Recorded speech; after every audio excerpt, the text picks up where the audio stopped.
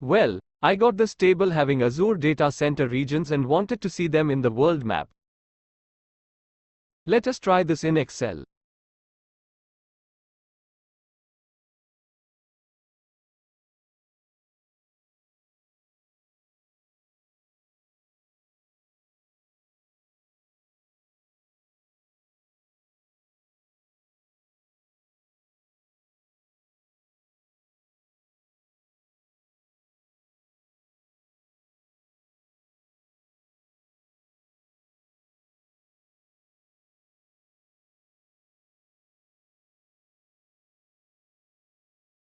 Subscribe now so you don't miss out on learning how to visualize data as a map chart in Excel.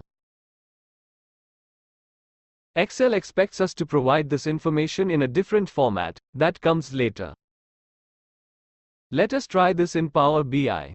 I am just copying the same data directly from Excel to Power BI. This is the easiest way to load data into Power BI.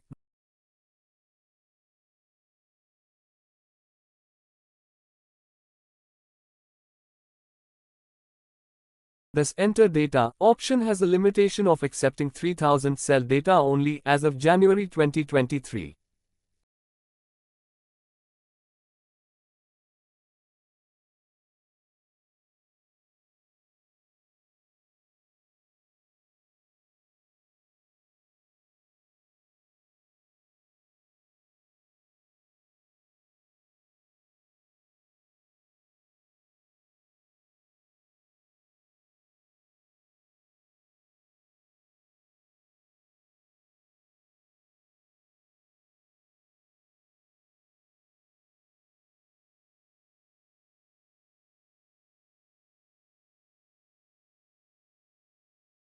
You see how fast data can be visualized.